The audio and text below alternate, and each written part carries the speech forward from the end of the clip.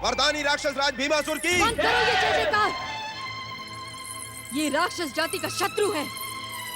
अपने पिता के प्रतिशोध को पूर्ण ना करके इसने हमारी भावनाओं को ठेस पहुंचाई है, विश्वासघात किया है। ये तुम क्या कह रही हो माता? मत कहो मुझे माता, मैं तुम्हारा त्याग करती हूँ। भला होता यदि तुम्हारे पिता कुंभकर्ण की मृत्यु का समाचार सुनकर मैं भी आत्महत्या कर लेती।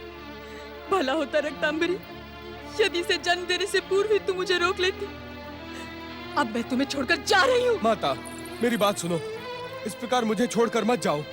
सावधान भीम, यदि अपने पुत्र होने का ढोंग करके तू मेरे पीछे आया तो मैं किसी पर्वत से कूदकर आत्महत्या कर लूंगी।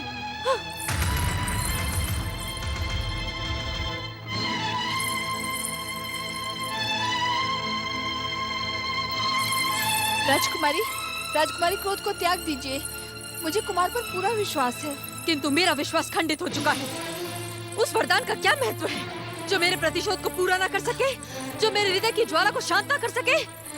राजकुमारी, अगर इसी प्रकार आप चली गई तो कुमार तो अकेले रह जाएंगे। कौन कुमार? कौन भीम? मैं किसी की माता नहीं हूँ और ना कोई मेरा पुत्र है। वो मेरे लिए मर चुका है, उसके साथ मेरा कोई संबंध नहीं है। राजकुमारी, रक्तांबरी, यदि तुम्हें भी जाना है तो उसके पास चली जाओ, किंतु उस विश्वासघाती का नाम मेरे सामने मत लेना, अन्यथा मेरा क्रोध भी तुम्हें दंडित कर देगा।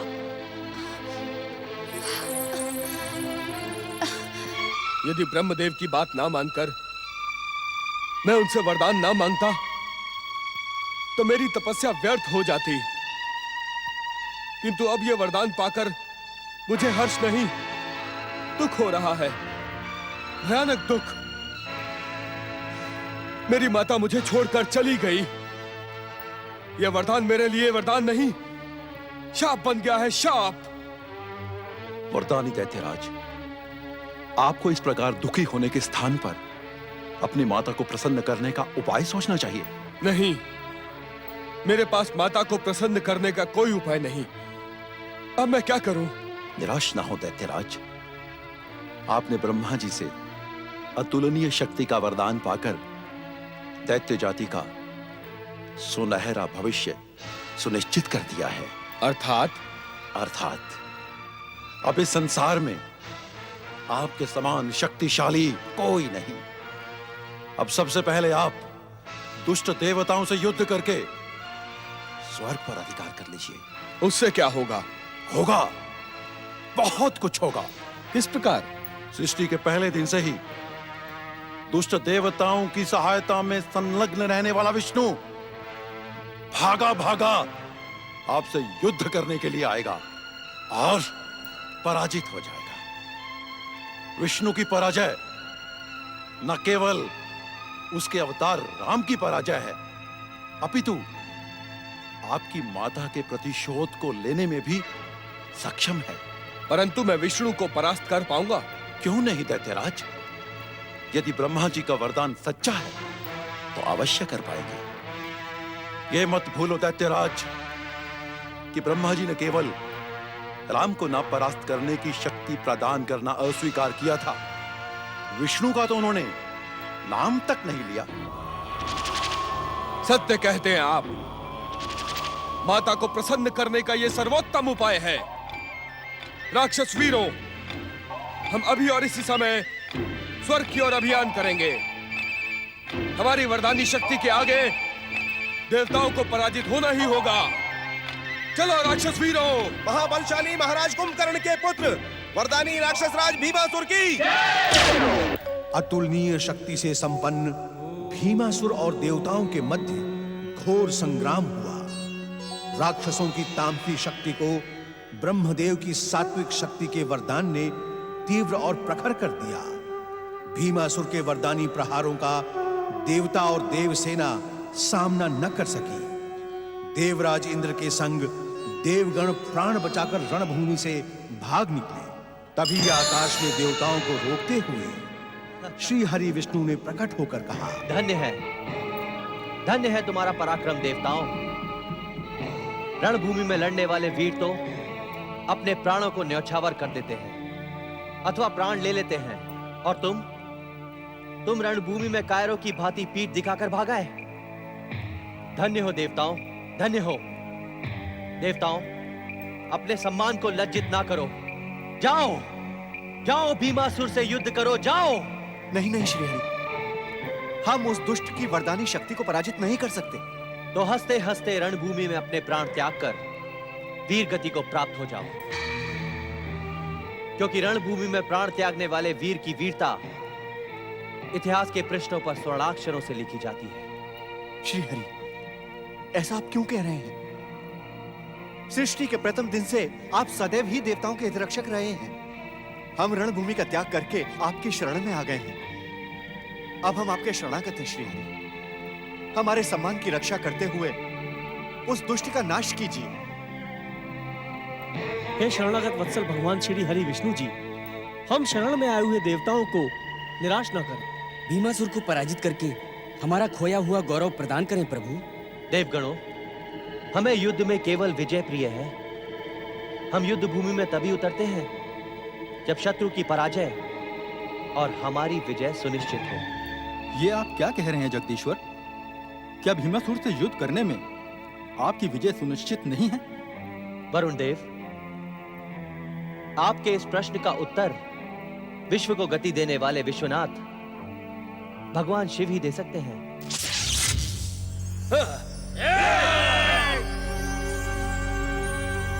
रणभूमि छोड़कर भागने वाले कायर देवताओं, मैंने पहले ही कहा था कि तुम मुझसे बचकर भाग नहीं पाओगे।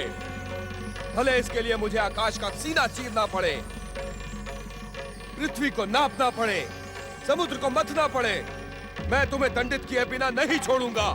अधिक बढ़ चढ़कर ना बोल दुष्ट भीमासुर, अन्यथा जगत पालक श्री हरि विष्णु तुझे अवश्य दंडित करेंगे। तो इन दुष्ट कायर देवताओं की रक्षा के लिए आप आ ही गए श्री हरि। मैं भी आपको देखना चाहता था, रणभूमि में आपके साथ दो दो हाथ करना चाहता था, आपकी वैष्णवी शक्ति के सामने अपनी अतुल्य शक्ति को देखना चाहता था। अपनी मर्यादा को लांघने की धृष्टता ना दिखा दुष्ट भीमासुर।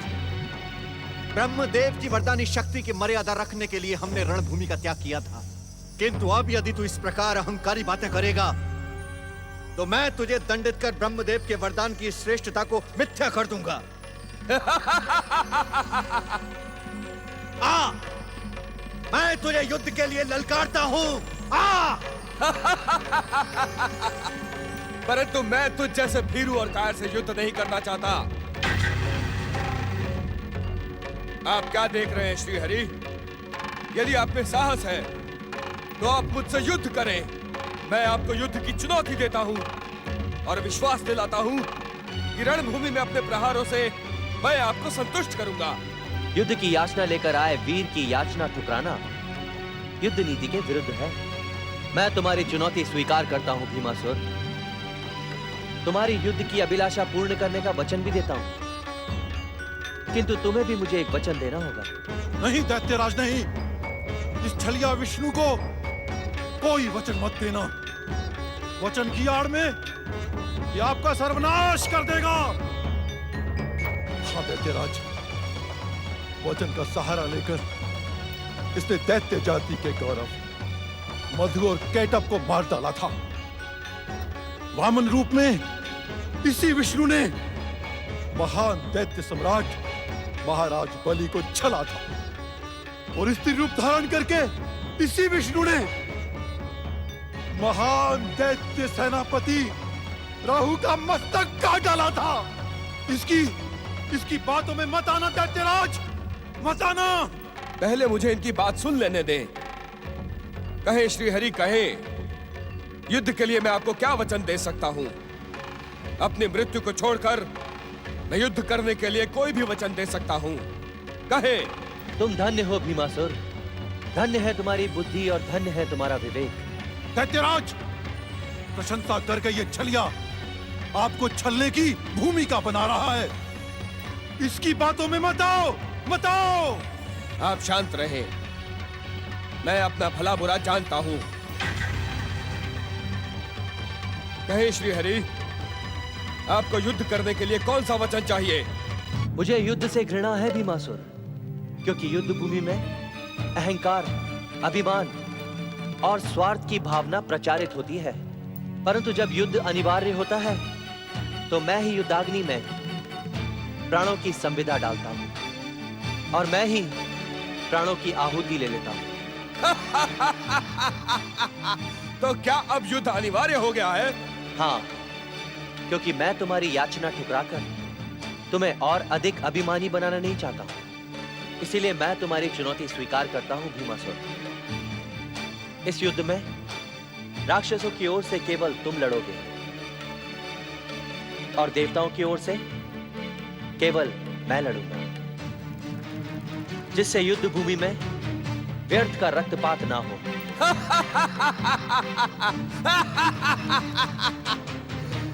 मैं आपको वचन देता हूं श्री हरि, जैसा आप कहते हैं वैसा ही होगा। हम दोनों ही द्वंद्व युद्ध में देव और दानवों का भविष्य निश्चित करेंगे। यदि मैं पराजित हुआ तो स्वर्ग इंद्र का, किंतु यदि मैं विजयी हुआ तो स्वर्ग मेरा। मैं इस द्वंद्व पर स्वर्ग को दांव पर लगाता हूं। चलो साथियों।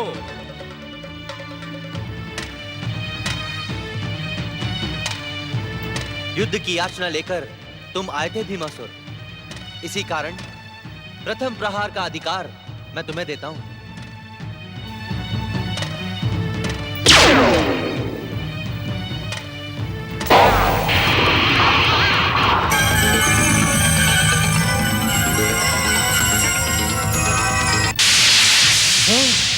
जगदीश्वर भगवान श्री हरि विष्णु की, जगदीश्वर भगवान श्री हरि विष्णु की। अभी युद्ध का अंतिम परिणाम नहीं आया है, ये देवता विष्णु की जय जयकार क्यों कर रहे हैं? देवता छलिया, कायर और दुष्ट हैं। मेरे बार बार मना करने पर भी दैत्यराज ने मेरी बात नहीं मानी। ये पराजय उसी का परिणाम है। छलिया विष्णु ने एक बार फिर से छल करते हुए ब्रह्मा जी के वरदान को मिथ्या करने की भूमिका रची है। ब्रह्मा भी तो देवता है, देवता देवता का ही साथ देगा। तुम सत्य कहते हो। उस चोटी वाले साधु नारद मुनि ने जानबूझकर समय व्यर्थ करवाने के लिए दैत्यराज को तपस्या के प्रपंच में फंसाया है।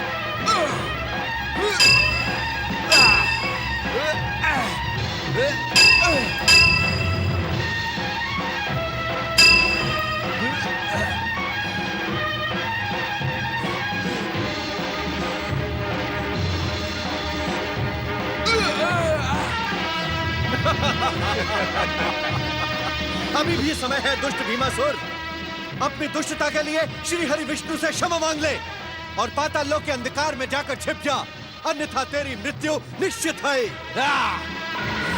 देवराज, द्वंद्व करने वाले को संबोधित करना अनुचित और युद्ध नीति के विरुद्ध है। दैत्यवीरों, हमें भी दैत्यराज का मनोबल बढ़ाने के लिए उनकी जय जयकार करनी चाहिए। महाबलशाली महाराज कुंभकर्ण के पुत्र वरदानी राक्षस राज भीमासुर की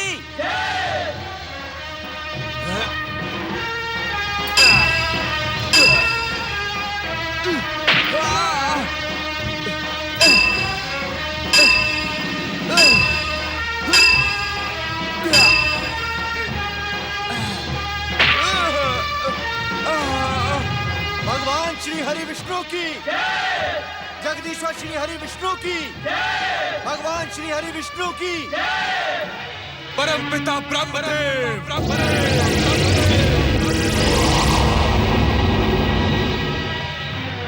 क्या आपका दिया हुआ अतुल्य शक्ति का वरदान व्यर्थ था? व्यर्थ था, व्यर्थ था। क्या आपकी तपस्या करना मेरी भूल थी? मेरी भूल थी, मेरी भूल थी। क्या आपने दुष्ट और छलिया देवताओं के साथ षड्यंत्र करके मुझे भ्रमित करने के लिए वरदान दिया था।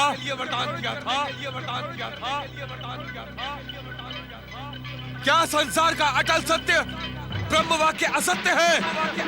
उत्तर दे ब्रह्मदेव, उत्तर दे ब्रह्मदेव, प्रकट हो, प्रकट हो।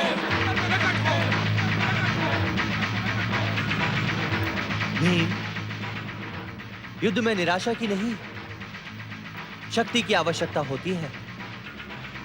महाबली कुंभकर्ण की शक्ति के साथ ही साथ तुम्हें परमपिता ब्रह्मदेव के वरदान की कृपा भी प्राप्त है।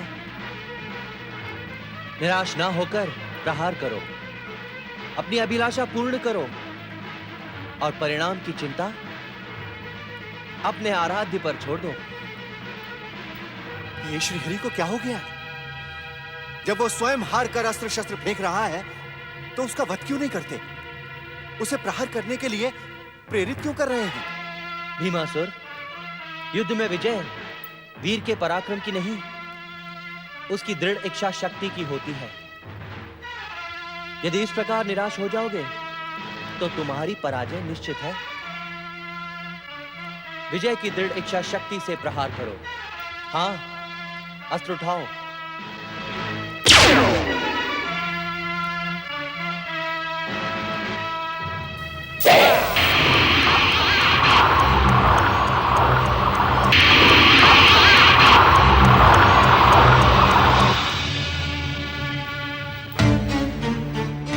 महाबलशाली महाराज कुंभकर्ण के पुत्र वरदानी राक्षस राज भीमासुर की। आपने सत्य ही कहा था श्रीहरि, युद्ध में वीर की दृढ़ इच्छा शक्ति ही विजयी होती है। आप पराजित हुए और बंदी हुए और मैं विजयी। धन्य है तुम्हारा पराक्रम भीमासुर, धन्य है। मैं तुम्हारे पराक्रम की प्रशंसा करते हुए इस प्रत्यक्ष और द्वंद्व युद्ध में अपनी पराजय स्वीकार करता हूं।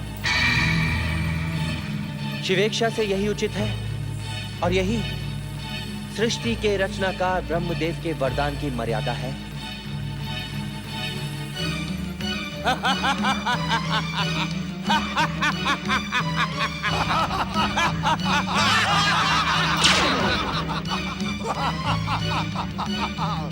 चलिया विष्णु पराजित होकर अदृश्य हो गया है।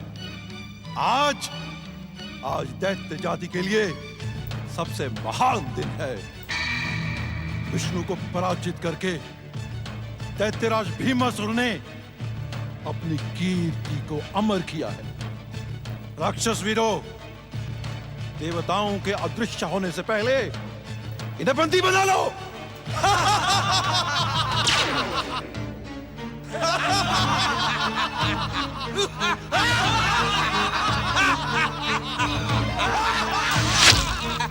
श्री हरि विष्णु को पराजित करने वाले वरदानी राक्षस राज भीमासुर की। श्री हरि विष्णु को पराजित करने वाले वरदानी राक्षस राज भीमासुर की।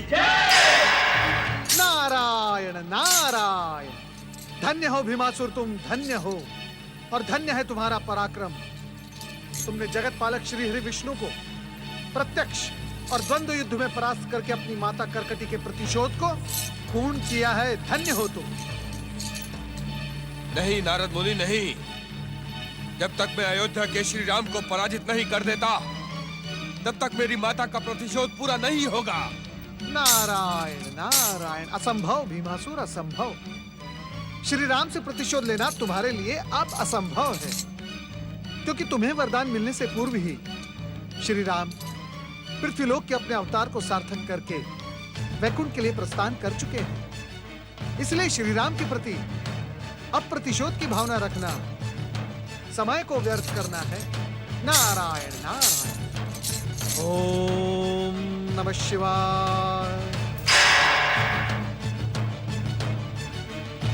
राक्षस वीरों, हमें नारद मुनि की बात पर पूरा विश्वास है।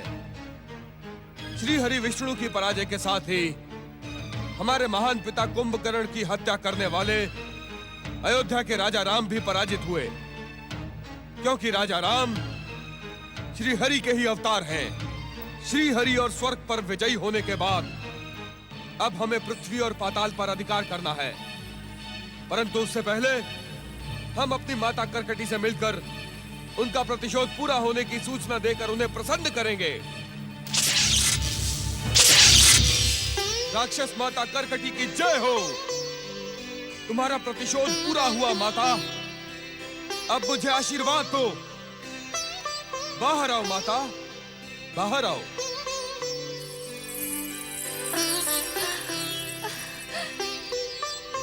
कुमार, अपनी विजय के लिए मेरी बधाई स्वीकार करो। माता करकटी कहाँ है?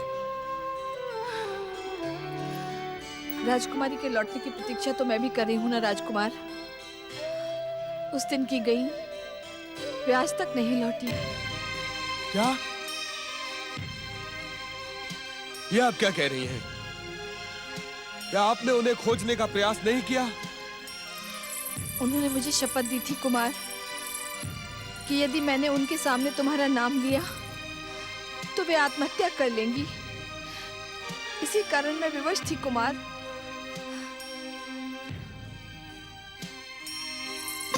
ये क्या कर रहे हैं कुमार? मैं तो केवल तुम्हारी दासी हूँ। आप भी मेरी माता समान हैं। आज मैं अपनी माता का प्रतिशोध पूरा करके उनसे आशीर्वाद लेने आया था, परंतु मुझे भाग्य को अपनी माता का आशीर्वाद भी प्राप्त नहीं हुआ। काकी, आपको मुझ पर एक उपकार करना होगा। आप आदेश करें कुमार। किसी भी प्रकार मेरी माता को ढूंढकर उन्हें इस बात की सूचना दें कि उनका प्रतिशोध पूरा हुआ। मैंने न केवल स्वर्ग पर विजय प्राप्त की है, अपितु प्रत्यक्ष और द्वंद्व युद्ध में श्री हरि विष्णु को भी परास्त किया है। ये सूचना पाते ही वे प्रसन्न होकर लौट आएंगी। आपको ये सूचना उन तक पहुंचानी होगी काकी। जैसी कुमार की आज्ञा। परंतु कुमार, स्वयं माता को खोजने जाते तो अधिक उचित होता। नहीं काकी, माता करकटी तक ये शुभ समाचार आपको ही पहुंचाना होगा। अभी मेरा अभियान पूरा नहीं हुआ। मुझे पृथ्वी लोक पर भी अधिकार करना है। अपने पृथ्वी अभियान को सफल करने के लिए वरदानी भीमासुर विशाल राक्षसी सेना लेकर निकल पड़ा। अनेक राज्यों पर अधिकार करते हुए वो कामरूप देश पहुंचा, जहां के राजा परम शिव भक्त महाराज सुदक्षिण, जो राजा होते हुए भी स्वयं को शिव चरणों का दास समझते हुए सदा ऋषि वेश में अपना राजकाज संभालते हैं। आज भी महाराज सुदक्षिण की राजसभा में उनके स्थान पर विश्वनाथ भगवान शिव की जय जयकार हो रही है। भगवान आशुतोष की, भगवान आशुतोष की, हर हर महादेव, हर हर महादेव।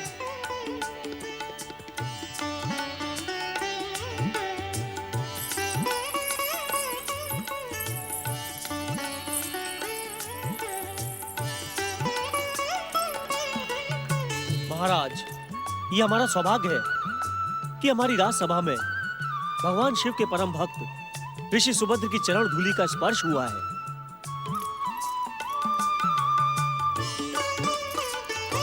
महाराज सुदक्षिण, महारानी सुदक्षिणा, आप दोनों की शिव भक्ति वास्तव में प्रशंसा की योग्य है। भोलेनाथ की आप दोनों पर असीम कृपा है।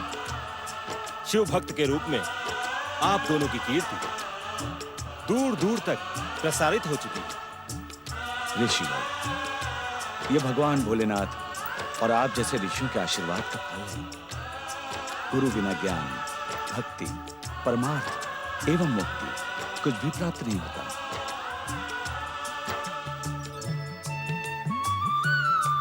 महाराज, इस पावन शिव भक्ति को प्राण रहते अपने हृदय से दूर न कीजिएगा। कैसा भी संकट आए, शिव चरणों में दृढ़ रहिएगा।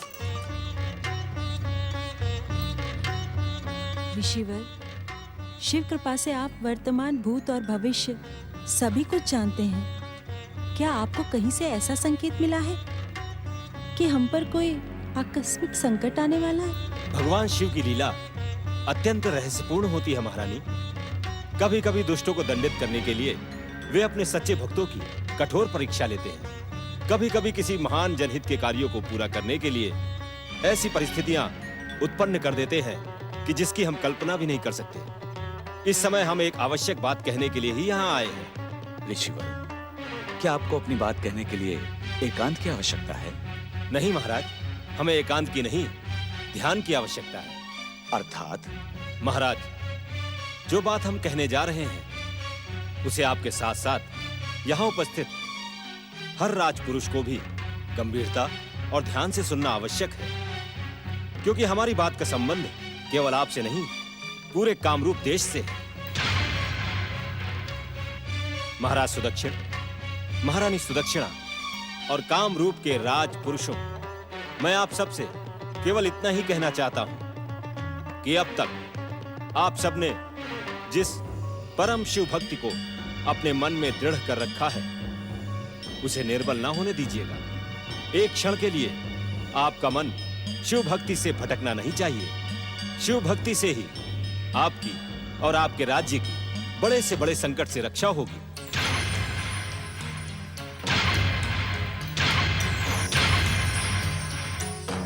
हम केवल यही कहने और आप सबको सावधान करने आए थे।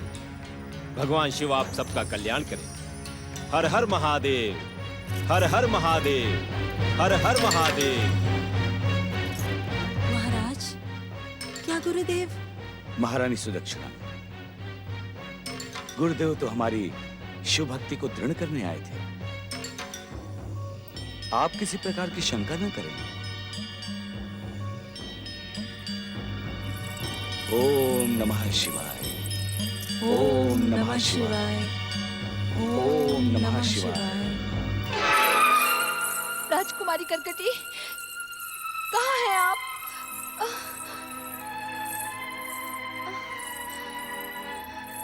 राजकुमारी करकटी, कहाँ हैं आप? मैं आपको ढूंढते ढूंढते थक चुकी हूँ। मुझे क्षमा कर देना कुमार। मैं आपकी माता राजकुमारी करकटी को ढूंढने में सफल नहीं हुई। वे न जाने कहाँ चली गई है। अगर प्राणों ने साथ दिया तो मैं उन तक आपका संदेश पहुंचाने का पूरा प्रयास करूंगी, पूरा प्रयास करूंगी।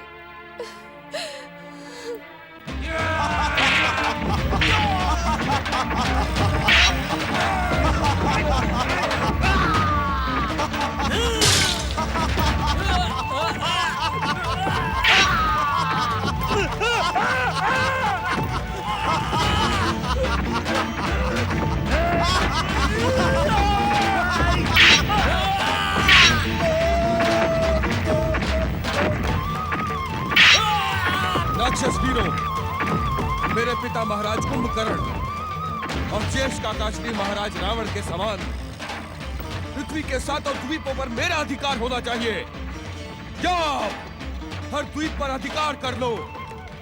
जो तुम्हारी बात माने उसे जीवन, और जो ना माने उसे मृत्यु दंड दो। जाओ।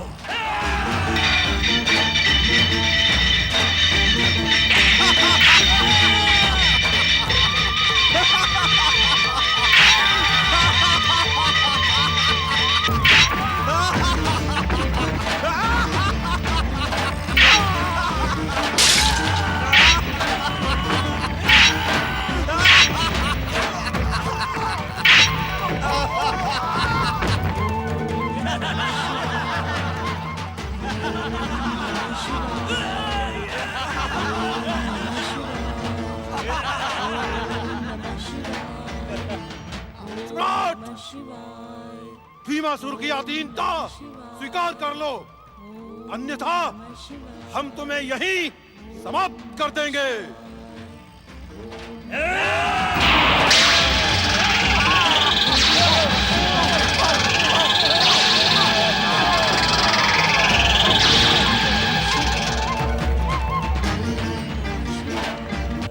नारायण नारायण नारायण, भजमन नारायण नारायण। राजकुमारी करकटी, कहाँ हैं आप? कहाँ हैं आप राजकुमारी करकटी? कहाँ हैं आप राजकुमारी? मैं आपको खोजते खोजते थक चुकी हूँ। कहाँ हैं आप? कहाँ हैं आप? नारायण नारायण। तो रक्तांबरी भगवान भोलेनाथ की कृपा से अपनी स्वामिनी राक्षस माता करकटी को मिलने में सफल नहीं हुई। नारायण नारायण। अब तो मुझे ही पुत्र और जीवन से विमुख हो चुकी राक्षस माता करकटी को सजग और प्रेरित करना होगा। चलो नारद।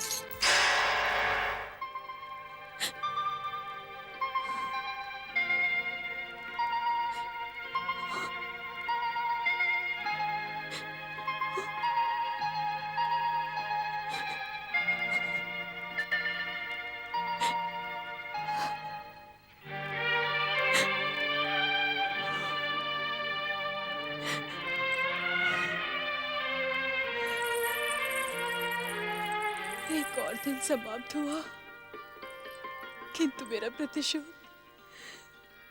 अब भी पूर्ण नहीं हुआ। मुझे क्षमा करें महाराज कुंभकर्ण। मुझे पता नहीं था कि आपका पुत्र कुपुत्र होगा।